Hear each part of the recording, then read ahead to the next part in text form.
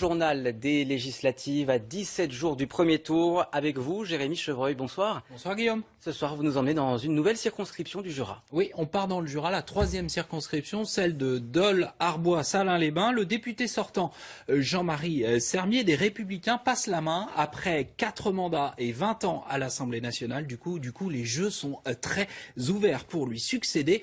Noémie Gaudron avec Hugues Perret et Vincent Grandemange. Elle est ici en terrain conquis. Justine Gruet, candidate LR, fait campagne dans cette circonscription aux mains du parti depuis 20 ans. Un nouveau visage, un programme principalement axé sur la ruralité.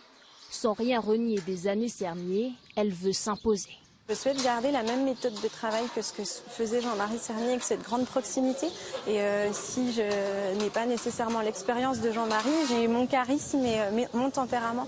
Et je souhaite conserver sa méthode de travail, mais le mettre avec ma personnalité et mes convictions.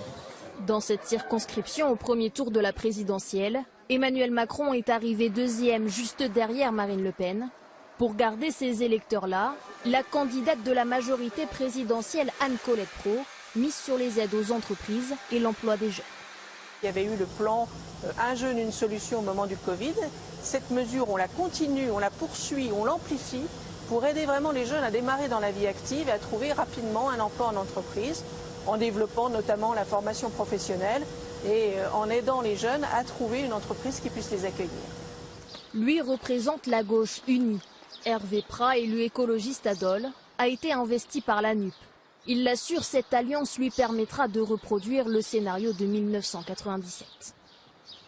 C'est le grand changement par rapport à la présidentielle, cette volonté d'union qui a été marquée par les électeurs, que les candidats à la présidentielle n'ont pas réussi à faire, va nous permettre de gagner. Il y a 20 ans, Dominique Voynet a été élu. Et aujourd'hui, à nouveau, un député écologiste peut porter la voix pour nos territoires à l'Assemblée nationale. Une gauche unie, à une exception, Rimel Mezougui, candidate dissidente. La gauche a gouverné, la droite a gouverné, le centre a gouverné, et c'est le marasme. Donc, cette avocate siège au conseil régional sur la liste de gauche, mais se présente sans parti. Le meilleur moyen, dit-elle, de convaincre le plus grand nombre. Je le vois quand je tracte, beaucoup de gens ne veulent pas s'arrêter, et dès que vous leur dites que vous n'êtes pas encarté, que vous êtes hors parti, là non seulement ils s'arrêtent, mais c'est eux qui vous posent des questions, c'est eux qui s'intéressent à vous. Le député sortant, Jean-Marie Sermier, est le seul des 5 députés franc-comtois de droite à ne pas se représenter. La circonscription va-t-elle pour autant basculer dans un camp adverse? C'est la grande question de ce scrutin. Et on regarde ensemble la liste des autres candidats de cette circonscription. Ils sont 9 au total. Aux 4 que nous avons entendus, il faut rajouter des candidats Reconquête, Divers Centres, Debout la France, Lutte ouvrière et Rassemblement national.